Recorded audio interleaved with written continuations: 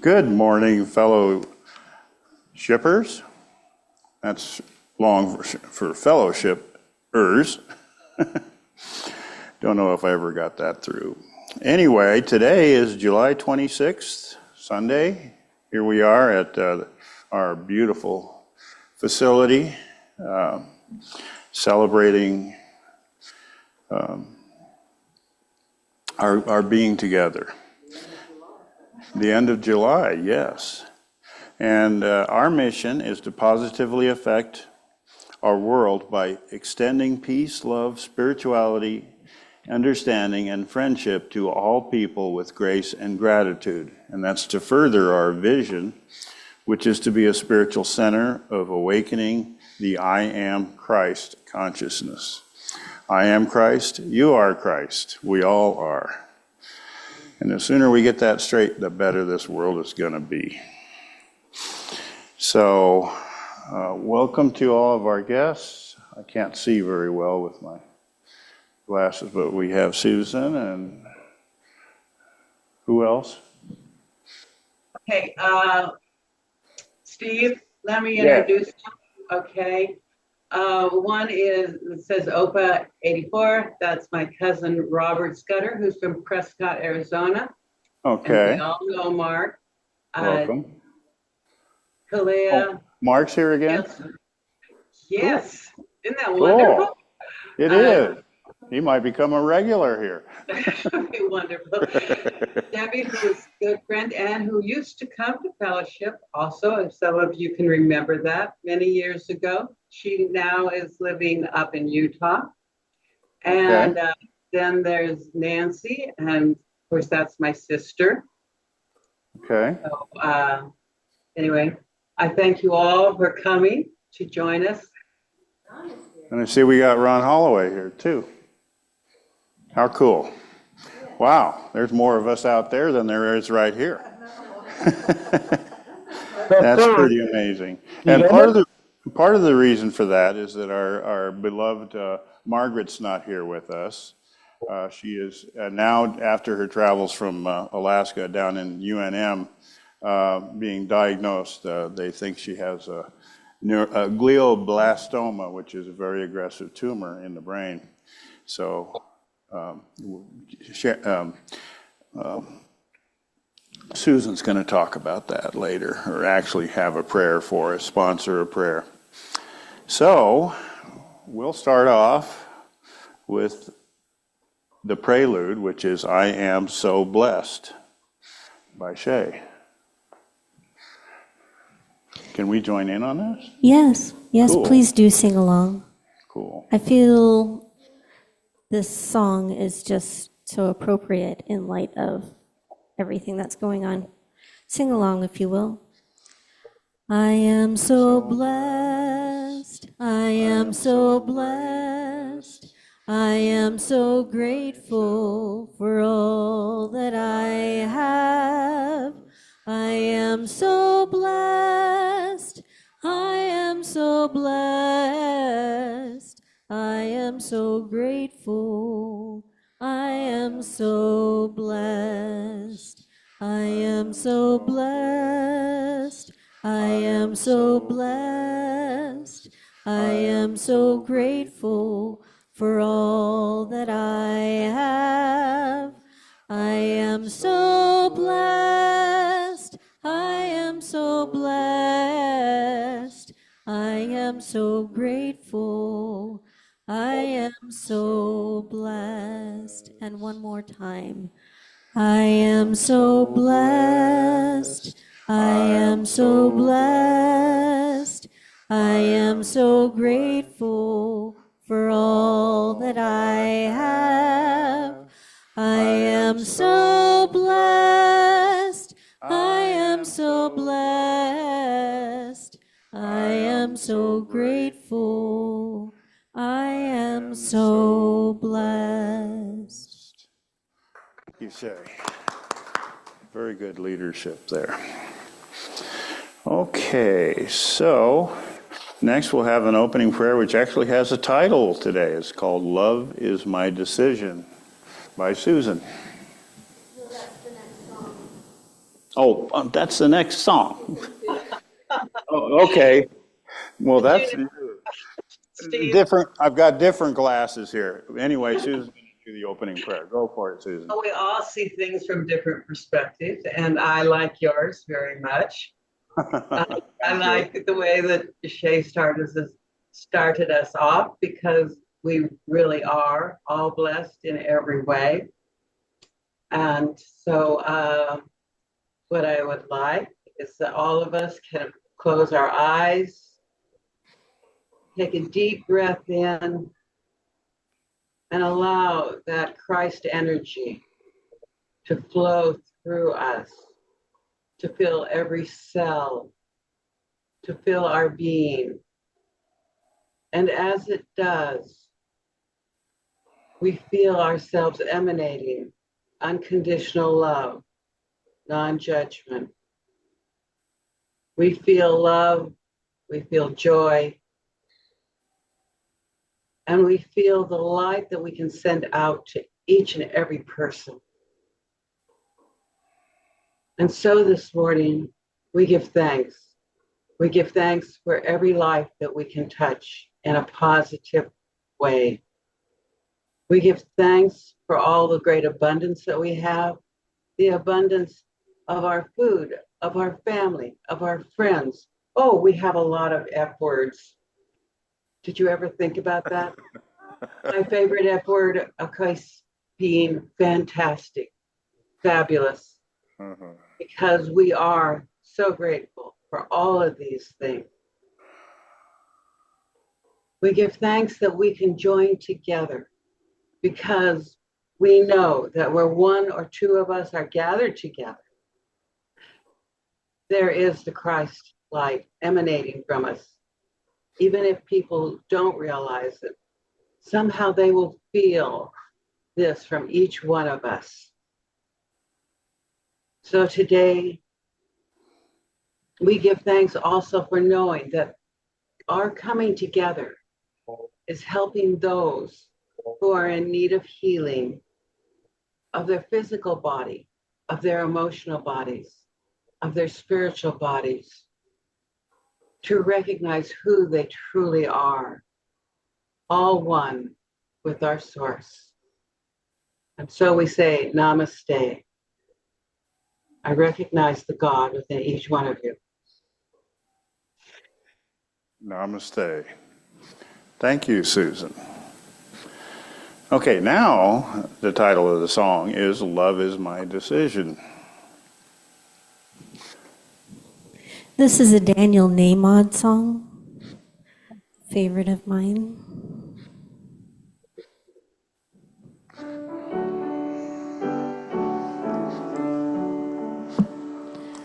Love is my decision.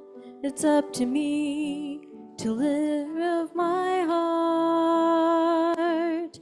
Love is my decision. No one else can tell me to start. And once I decide to change my mind, God will show me how. Love is my decision right here and now. Love is my decision. It's up to me to stand on that bridge. Love is my decision.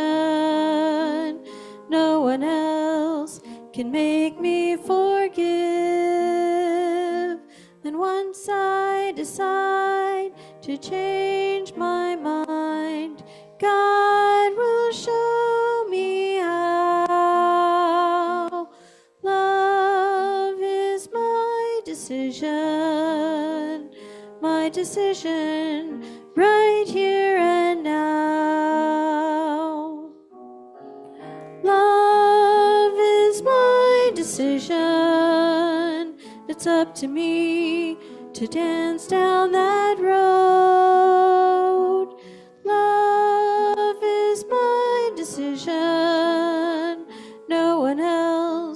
can lighten my load.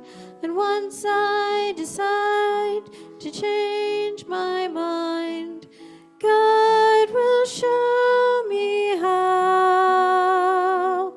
Love is my decision, right here and now. Love is my decision. It's up to me to dance down that road. Love is my decision. No one else can lighten my load. And once I decide to change my mind, God will show me how. Love is my decision, right here and now. My decision, right here and now.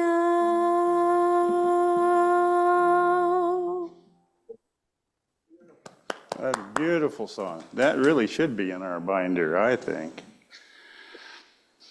Okay, we now come to our reflection moment. And if you'll follow along with me. Love produces a flow of energy that I now feel. I love others more than ever, and I feel privileged to be here.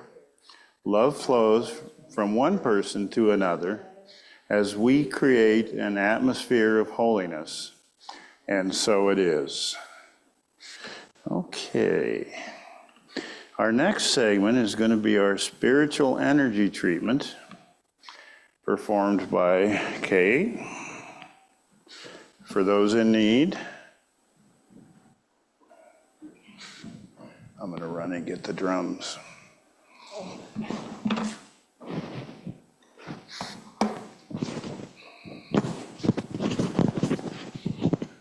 Okay. I'm not sure if I can do this with this microphone.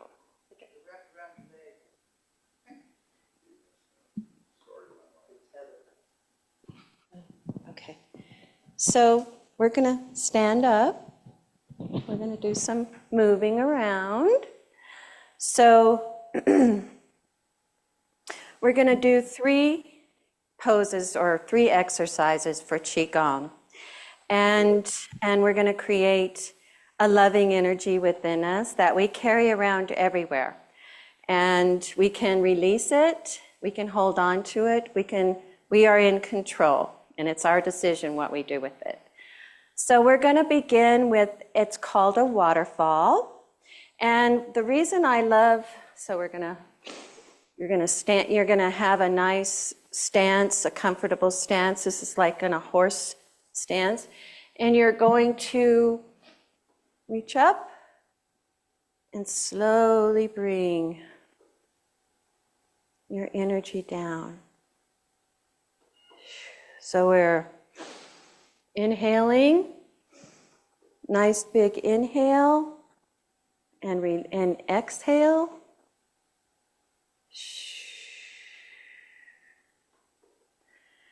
So I'm making an SH sound, and that will lower your blood pressure, for one thing. Okay. 2 more of these. Nice deep breath in and out.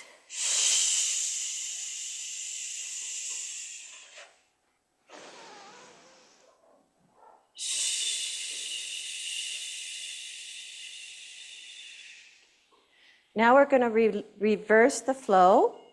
We're going to pick the energy up. Now I want you to use your imaginations and picture grabbing energy from the ground and pulling it up. Good, nice inhale, exhale.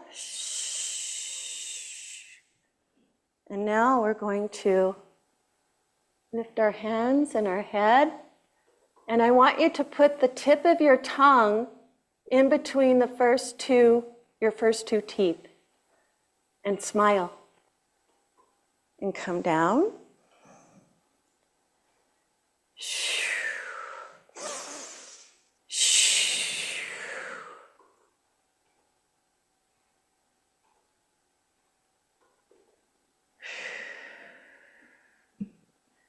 One more of these.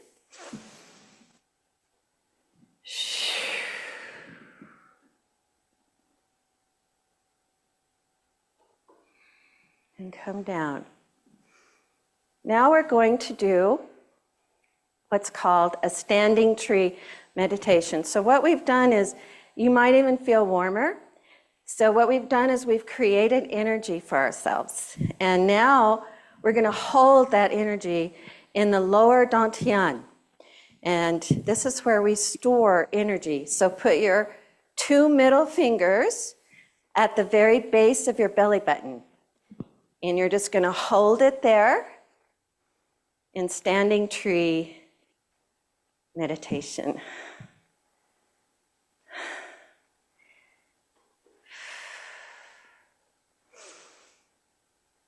So healing energy and love energy, good positive energy is created in stillness.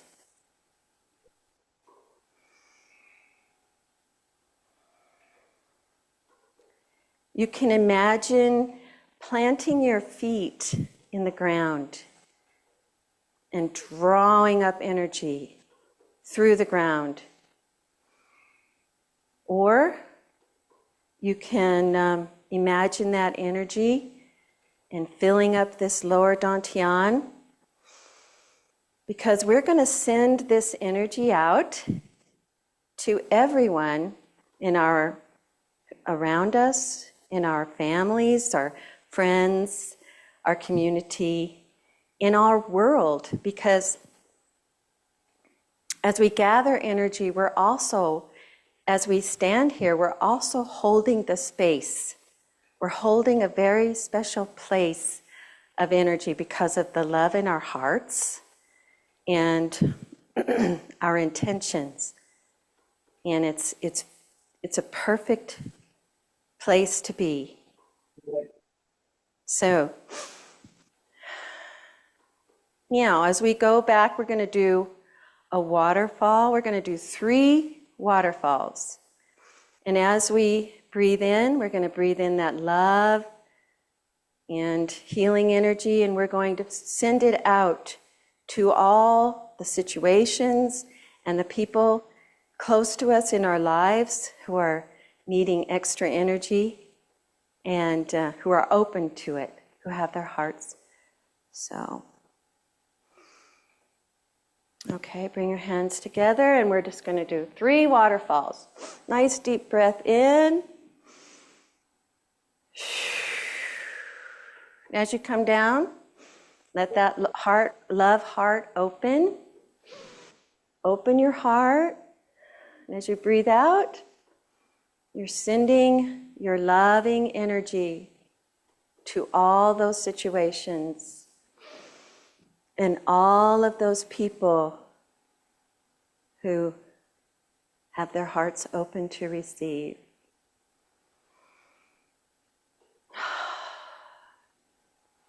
Thank you for creating and sharing chi with me. Thank you.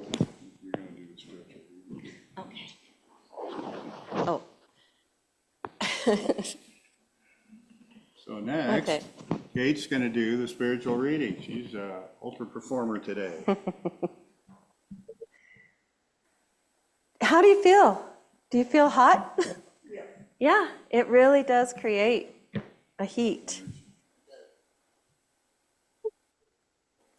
All right, so I am reading from the Tao Te Ching by Lao Tzu, and it's a translation for the modern world.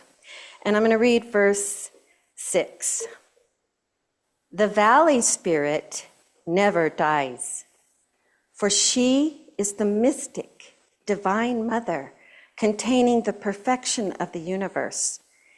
In all the forms of the mystic divine mother, Her essence is never changing, for she is the gateway to all creation from which heaven and earth were born, her power always remaining unbroken. In the silence, you will hear her without fail. In the stillness, she will reveal her mysteries. Draw upon her wisdom as drawing water from a well, gently as her well is everlasting. Thank you.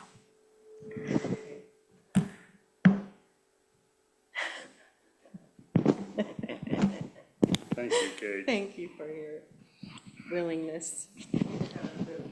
Yeah, I've got all these devices to deal with.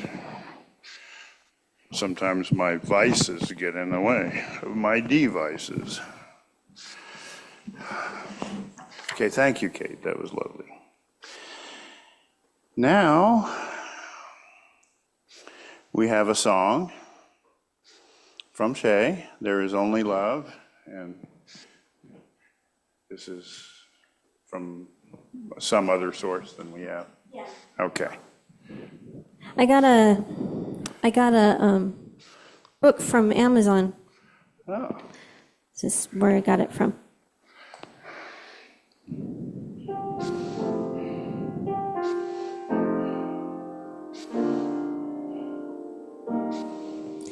In this moment, in this place, I remember who I am, letting fear and worry fall away from me. I open my eyes and see there is only love. There is only love. Love that heals, love that sets me free. There is only love. When I lose myself, when I feel I've lost my way, when I go inside and quiet my mind, I hear Spirit gently say, there is only love. There is only love. Love that heals, love that sets me free. There is only love. There is only love. There is only love. Love that heals, love that sets me free. There is only love. There is only love. There is only love.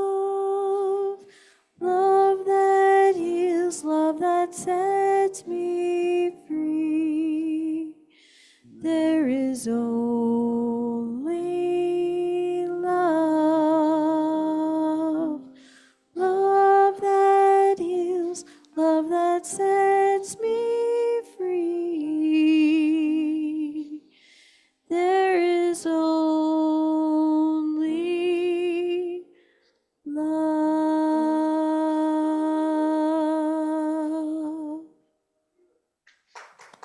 Beautiful, Shay.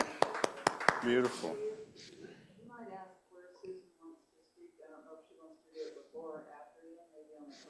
Okay, yeah. Susan, we have a question for you. When would you like to speak about Margaret? Before or after Ian? Hello, Susan. And yes, I'm here. And Ian was saying before him, not after. Okay, well then we'll let you So, both have the stage here then. so this morning, I'd like to invite you all to again allow that Christ energy to come into your body.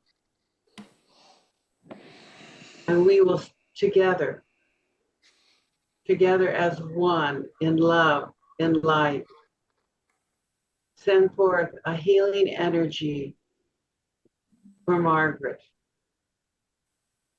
knowing that whatever path she walks, it is the path towards the one source, the oneness, the light. And we offer her our support, our love, sending her all of this energy so that she may find her way to wholeness, to health, and to a wonderful life. So we give thanks that we are able to channel this loving energy specifically to Margaret to allow for her choice, for her healing. And so it is. So it is. Okay, thank you, Susan, and I love how you guys have your studio out there on the beach. That's wonderful. Uh-huh. And hi, Ian. Haven't seen you for a while. You're looking good. So, Ian's talk is Gnosticism Part 2, is it? Part 1. Oh, okay. So, I'm going to turn it over because I am very interested in Gnosticism.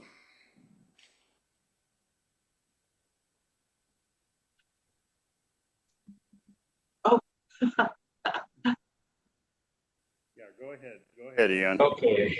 All right. Thank you so much. I hope I don't bore you guys. I am trying to make this as concise as possible because Gnosticism is such a huge subject. So I asked Sherry if I could have 2 sessions, and the shortest I could make this first session is 25 minutes. So I'll try to do it within then.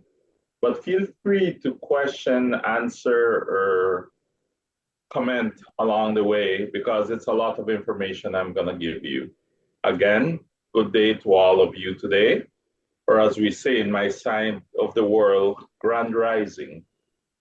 I will talk to you today of a very controversial subject, which is very close to my heart, Gnosticism. I am Ian Glory, and the subject matter I shall put forward to you is that one of a compilation of various colors and points of view. This information is not mine. Truly, it belongs to no one.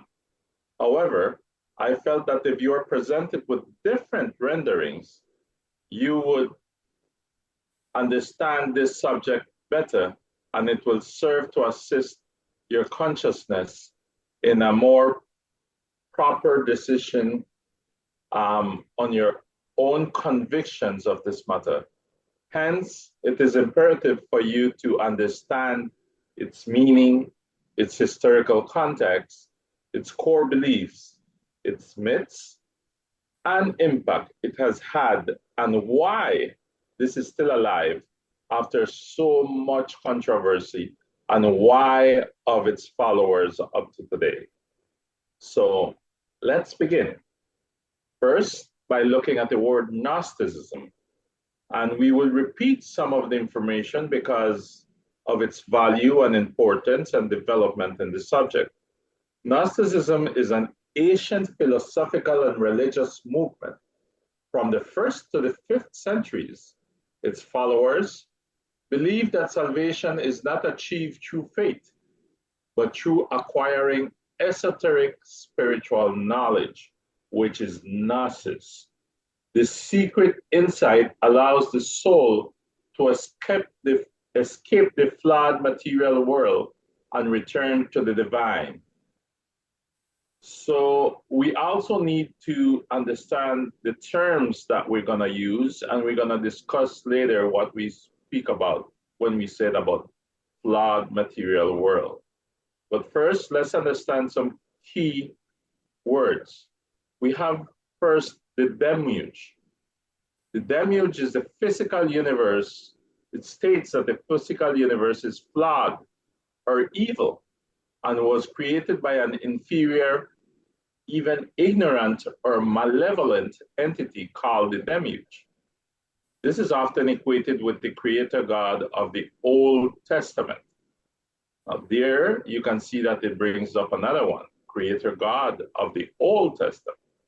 And that brings us to dualism. A strict separation exists between the spiritual realm, which is good, and the material world, which is evil. The divine spark. Certain humans possess a divine spiritual soul trapped inside their physical body. And listen to the word, it said certain humans, not all. However, this matter has been discussed so much, and they have realized that every human has this ability. However, until they awaken it or until they start questioning their true insight, this does not exist in them. It has to be awakened. Jesus as the revealer.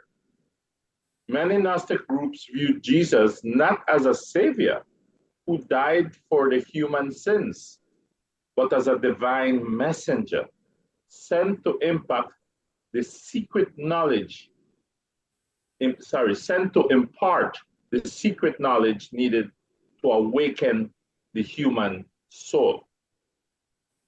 So, in the historical context, Gnosticism flourished alongside with early Christianity in the Greco-Roman world, particularly during the 2nd century.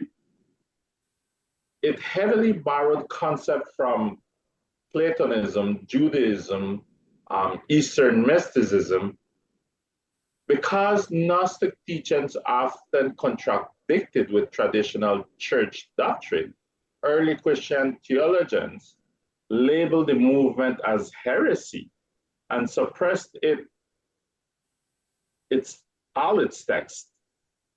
Our modern understanding, though, of these beliefs expanded significantly following the 1945 discovery of the Nag Hammadi Library, which are a collection of buried Gnostic texts found in Egypt. Traditional church doctrine, however, early Christian theologians labeled the movement as heresy and suppressed its text. This which I'm talking to you under is just an overview, for the true meaning is too large to explore in one given time. When it is claimed that Jesus lacked a real human body, it referred to the ancient theological view called Gnosticism, derived from the Greek word dokeo, which means to seem or to appear as. This belief states that Jesus' physically form was merely an illusion or a phantom, and that he only appeared to be a flesh and blood human. The core belief of Gnosticism is that first, it was an illusory flesh.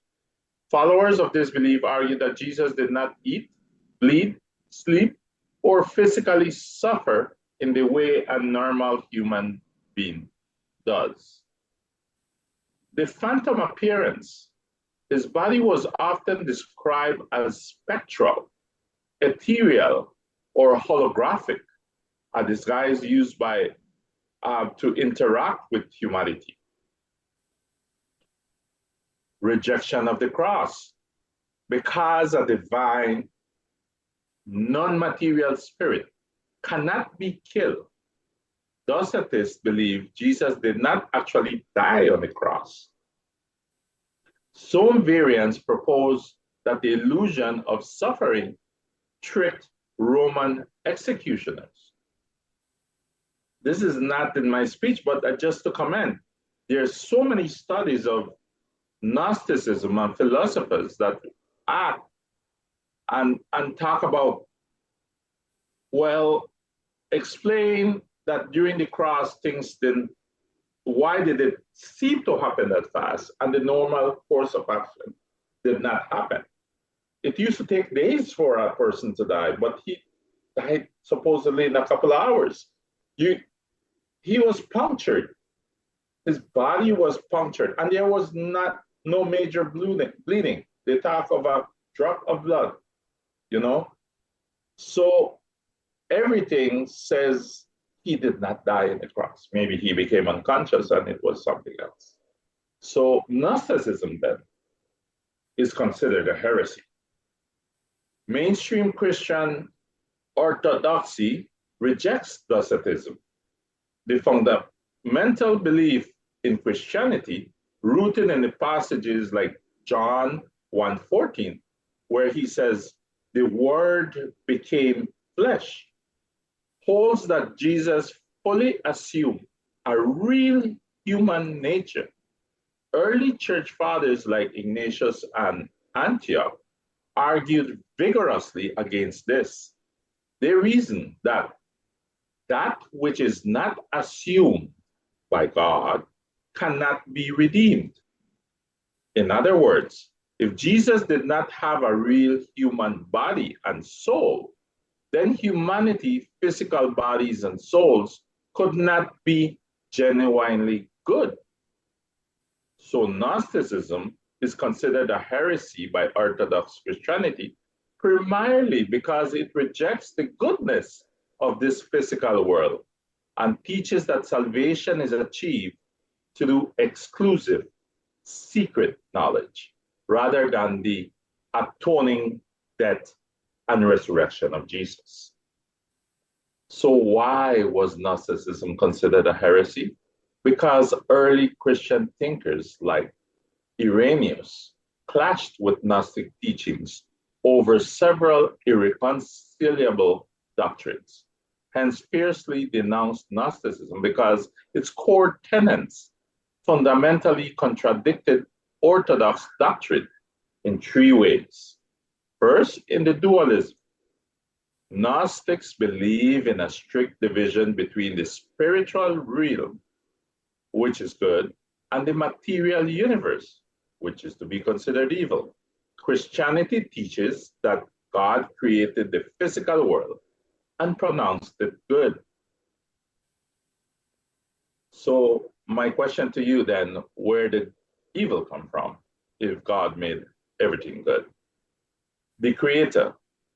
Gnostics believed that material world was created not by the ultimate supreme God, but by a flawed, lesser entity called the demiurge. Of course, this is often equated with the Old Testament God. So then we look at the nature of Jesus. Gnostics rejected the incarnation.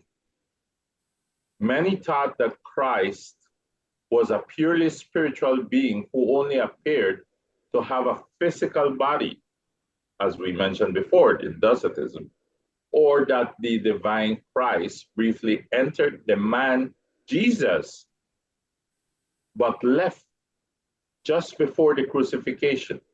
Consequently, they denied the bodily resurrection. Okay? This has us question a couple of things, and we need to see secret knowledge versus that public revelation. Gnostics claim that salvation came from secret, esoteric wisdom, accessible only to an initiated few. Conversely, Christian holds that Christ's teachings are public, universally available, and open to everyone, a free gift from God through faith in Jesus' life, death, and resurrection. However, they don't mention here that they limit the information available to you. Let's now look at the core Gnostic mythology. While Gnostic sects varied widely, many shared a central creation myth. One, Sophia fell from the ultimate spiritual realm, from the pleroma. Two, her distress produced imperfect beings, including the demiurge, who created the physical universe. So the old God, the lower God of the Old Testament, was created actually by Sophia, and then he created the world. Human bodies are prisons for divine sparks that originate from the spiritual realm. So salvation is achieved when an individual awakens to this truth and escapes material world. Now, let me comment something here. The first subject that any initiate does when they start to study Gnosticism is the awakening of the conscience. And it explained all of this that I just mentioned when it says salvation comes by individual awakening. Okay? Historical impact. Gnosticism possessed a massive threat to the developing church in the 2nd and 3rd centuries AD, forcing early Christianity leaders to define their doctrines, establish the canon of scripture, and formalizing their creeds. The writing of early church fathers like Irenaeus detailed these conflicts, which were later corroborated by the discovery of the Gnostic texts, such as the Nag Hammadi that was found in Egypt. One thing we had mentioned early, and we need to analyze a little further, is that we had spoken before of Jesus, not as a human person, but as a Gnostic presence. Jesus is an example of a divine person who possessed a fully human nature, but is not a human person. So then, what is Jesus' real body? Again, as a general overview, because this is such a wide topic, the real physical body of Jesus has been a subject of intense theological, historical, and scientific debate for centuries. And depending on the context of your question, however, it is generally referred to one of three concepts. Jesus as the historical body. Following his crucifixion by the Romans, Jesus' earthly body was reportedly placed in a rock-hewn tomb. Many historians and Christians believe this took place at the site where the Church of the Holy Sepulchre is in Jerusalem. Jesus as the resurrected body. According to Christian doctrine, Jesus rose from the dead with a glorified physical body of flesh and bone before ascending bodily into heaven. Jesus as the Eucharistic body.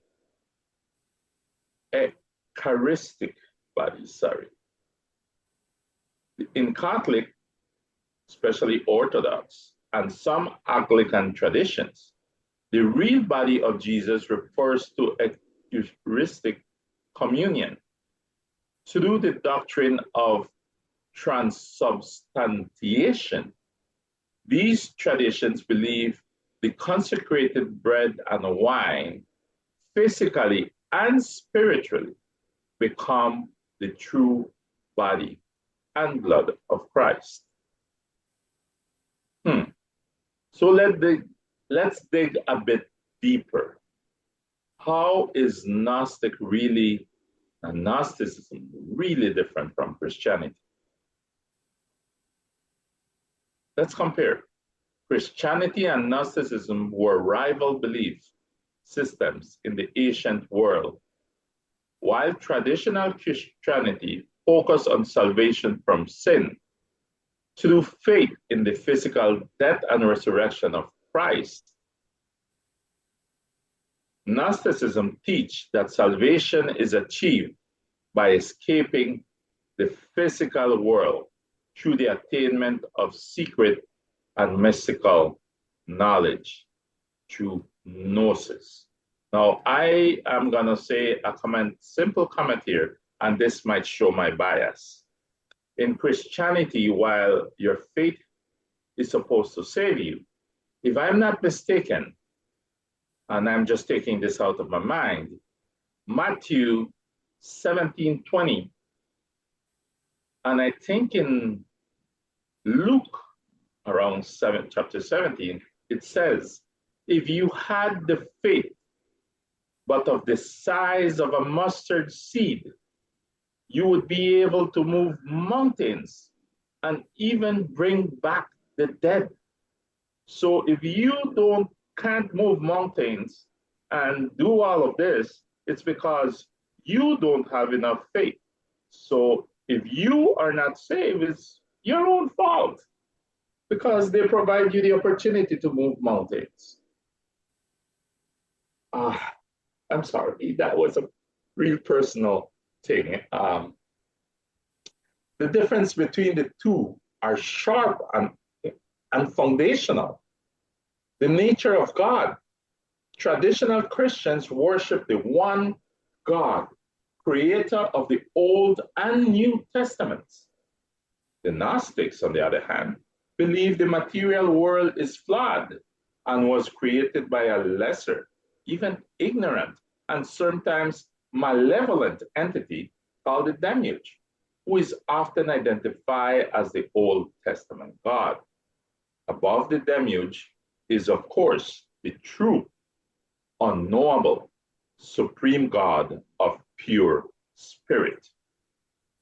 So the problem of humanity in Orthodox Christianity, the fundamental human problem is sin, moral rebellion against God, sin. In Gnosticism, the problem is spiritual ignorance. Humans have a divine spark trapped inside a physical body, and the goal is to awaken to one's true spiritual identity. So then, who Jesus is? Christians believe Jesus is both holy God, holy man, and that the physical death and resurrection paid for our human sins. Most Gnostics believe Jesus was purely spiritual, a divine messenger whose main purpose was to impart secret knowledge because they viewed matter as evil. Many denied that Jesus had a physical body or physically died on the cross. Scripture and tradition, Orthodox Christianity relies on public revelation, preserved by the apostles and compiled into biblical canon. Gnostics utilize mythic cosmologies and esoteric texts like the Gnostic Gospel of Thomas and or Judas, believing the deepest truths were actually hidden from the general public. The early church fathers, such as Irenaeus, strictly denounced Gnosticism as a heresy, while early Gnostics like Valentinus originally saw themselves as Christians. The Orthodox movement determined that the two systems were incompatible and fundamentally different religions. Let's face it, not many people would accept that us as human beings were created intentionally flawed with a material body designed on instinct, which does not put much on good and evil, but in an acquiring its natural survival needs without a conscience based on food, warmth, and procreation. A system based on survival of the fittest. Faith is based on believing the Messiah will come back to save you. Gnosticism believed that we all have the potential of saving ourselves, that at the end, we will be the hardest judge of ourselves. Not that you cannot sin because God will see, but that you yourself know all your actions and will hold yourself accountable at the end. So developing your internal spiritual temple is more important than a physical. Hence, the concept of confession and waiting to repent just before you die, and that a good God will forgive you and you shall be saved, does not exist. The concept that a church will save you is a bit erroneous, simply because we let society dictate our actions and behaviors. Yet different societies have different beliefs and culture and customs, which doesn't mean that they are condemned.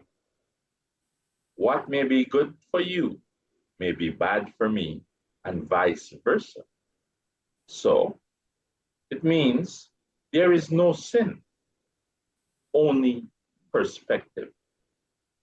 However, there is also those who have similar beliefs.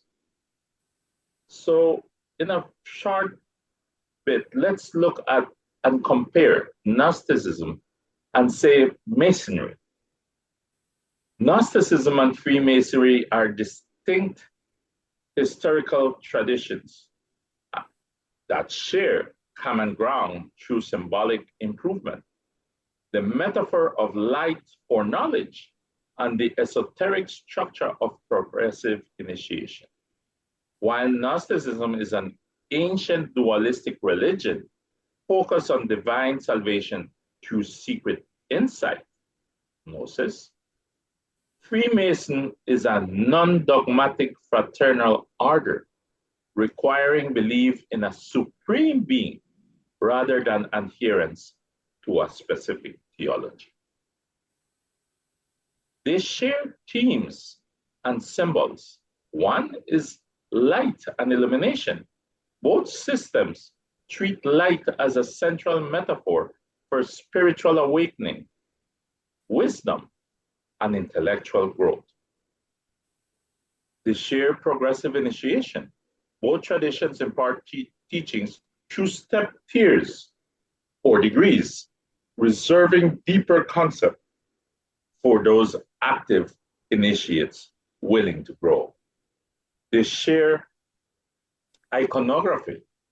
Symbols like the all-seeing eye appear in both traditions as representations of divine watchfulness and guidance. Through their underlying cosmic frameworks do differ. Some key difference: religious status. Gnosticism provides a distinct religious cosmology regarding creation and salvation. Freemasonry explicitly states it is not a religion and prescribes no specific dogmatic creed. So it doesn't matter which religion you want to practice, you're always welcome. Views of the creator. Gnosticism often views the physical creator, the demiurge, the old God of the Old Testament, as flawed or ignorant, whereas Masonic philosophy honors the supreme being as a benevolent, grand architect of a rational order. Now, that I have presented to you these meanings. And I have shared some of my personal views, its historical context or belief, myths, and impact Gnosticism has had. You may understand a bit better of why Gnosticism has survived the age of time and its relation with other creeds. I hope that this was not too boring because it showed you different points of view. Next week, we will look and discuss the subject more in depth, and I strongly believe that you will enjoy that next presentation. For more, it's a discussion and a deeper insight that flows a little smoother and will present you with topics deeper for you to be able to look. I take this time to ask you to think and analyze the subject a bit more, and to let us see if together we can arrive at a consensus of truly what is Gnosticism. Thank you. Namaste.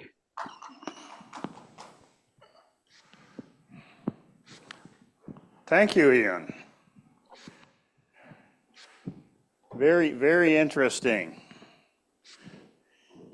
And just speaking for myself, I was born into Christianity as a Catholic, but I never felt at home there. And so my journey since then found this fellowship and has helped me to delve into other philosophies, and the addition of Gnosticism as being almost like a sister philosophy is keeping me open, and that's where I need to be, is kept open. I need to be open to new ideas and old feelings too. So I thank you for what you have brought forth, and I look forward to the next issue. It would be wonderful. And meanwhile, we have an audience out here. Would anybody else like to comment on what Ian has told us today? Well, Steve, I find Gnosticism very interesting because so many of its basic tenets and everything go right alongside Course in Miracles, which I've only been doing since 1980, wow. 19, for a long time anyway. Mm-hmm. And the other thing is that I had no idea until he pointed it out that it was also very similar to Freemasonry, which I know kind of hits home for Ron, but also because both Ian and I are Masons. Down here, women are allowed to be Masons. And and I do have the all-seeing eye. I happen to be wearing right now. So anyway, yeah, I find Gnosticism a most interesting subject, and I appreciate that Ian chose to talk on it. Thank you, Susan. I like your tie-in to Course in Miracles, because that is something that we've been doing together for a long time also, and has kept me open to, the bleeding edge of spirituality. And I think that's where when I feel like I'm learning, then something is changing. I'm not convicted or, a stick in the mud or whatever. So I appreciate that. Anybody else?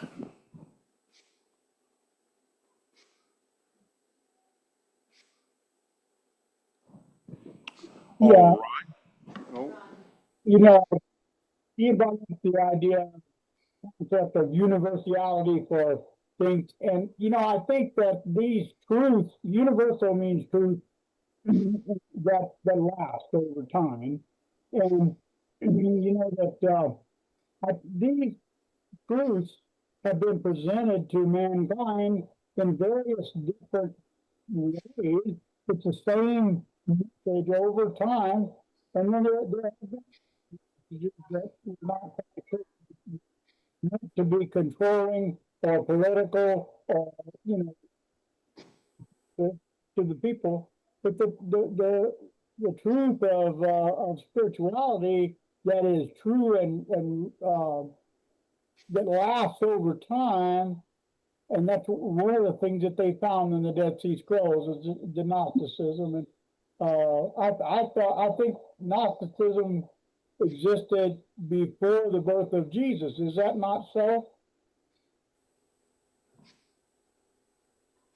I could not hear the question real well. Could you repeat, please? Yeah, that Gnosticism, it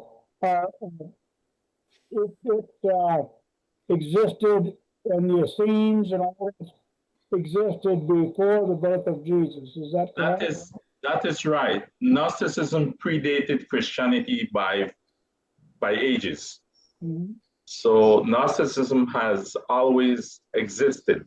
The spiritual search for saving yourself has always existed. And Christianity has been something new. And sadly enough,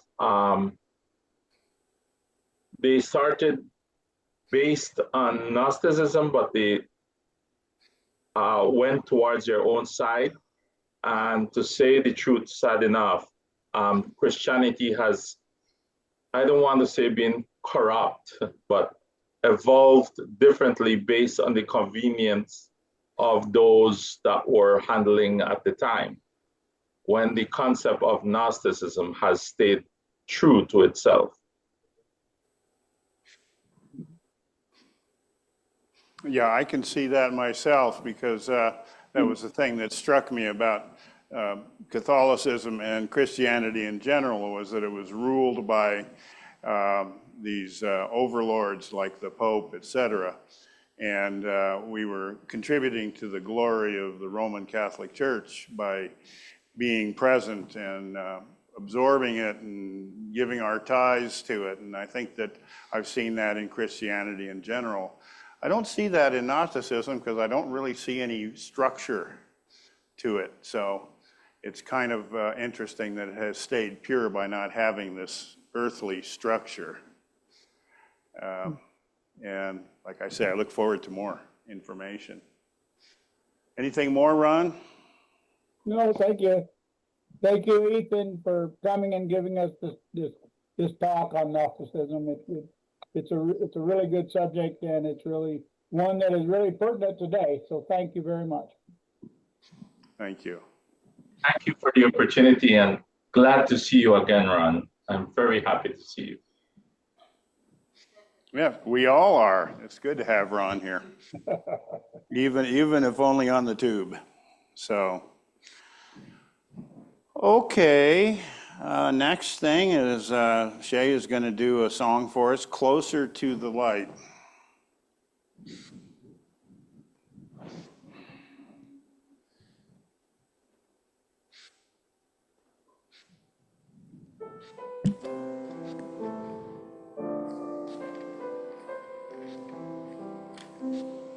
Oh, from day to day, it's so hard for me to say if the road that I'm on now will lead me right. Oh, but year to year, it becomes a bit more clear. Seems like I am getting closer to the light. And when my burden's great, so that I bend under the weight, and it seems like I'm surrounded by the night.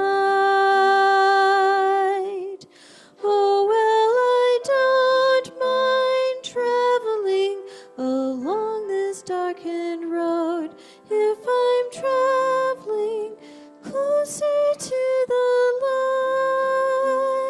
light. Every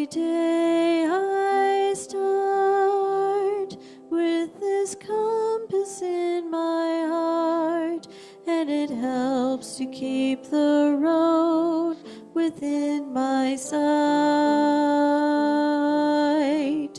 And as I go forth, looking for magnetic north, seems like I am getting closer to the light. And when my burden's great, so that I bend under the weight, and it seems like I'm surrounded by the night. Oh, well, I don't mind traveling along this darkened road if I'm traveling closer to the light. And when my burden's great, so that I bend under the weight, and it seems like I'm surrounded by the night. Oh, well, I don't mind traveling along this darkened road if I'm traveling closer to the light.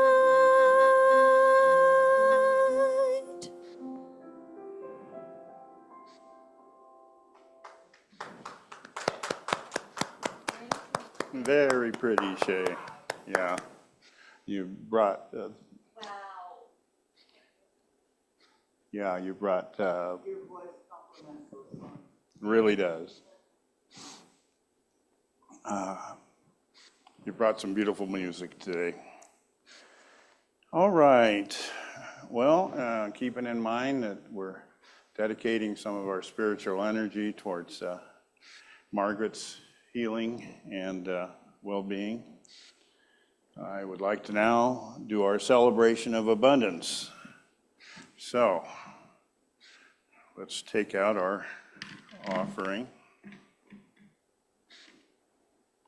and hold it up to our heart and say, divine love flowing through me blesses and multiplies all that I have, all that I give, and all that I receive through infinity. I am prosperous.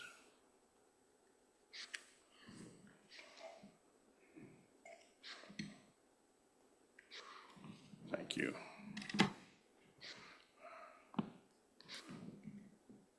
Okay, well, children are still on vacation. Do we have any other announcements from the congregation?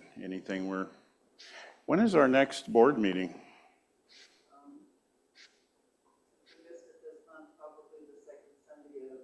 Of August? Okay, so second Sunday of August, we're going to have a meeting. That'll be good. Yeah, if we have something to have a meeting about. Perhaps something will come up by then. So.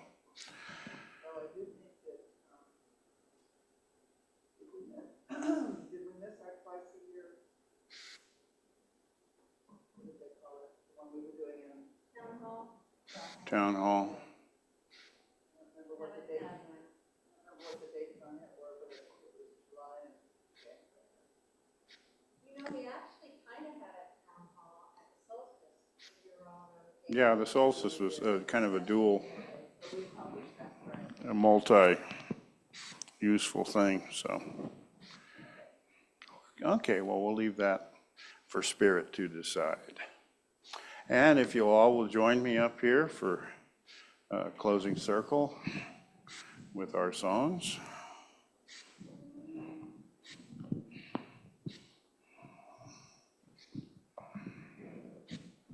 Got a multitude of wires and stuff down there I'm fine. behind you. Yeah, that just fell over the wrong way. There, that's the right way. All right. God bless America, land that I love. Stand beside her and guide her through the night with the light from above.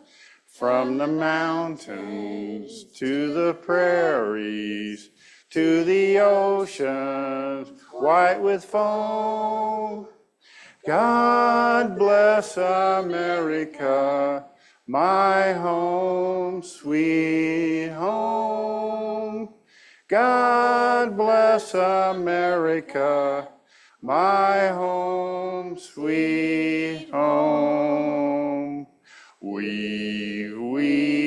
Weave us together, weave us together in unity and love. Weave us together, weave us together in unity, and yes, there is peace on earth, and yes, it begins with me. Yes, there is peace on earth, a peace that was meant to be, with God as our Father, family all are we.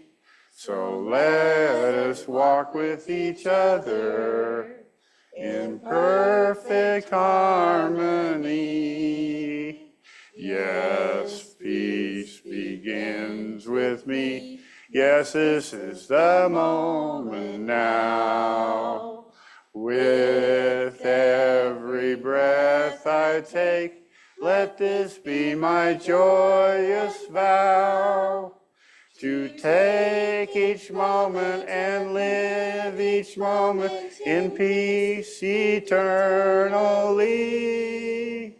Yes, there is peace on earth, and yes, it begins with me.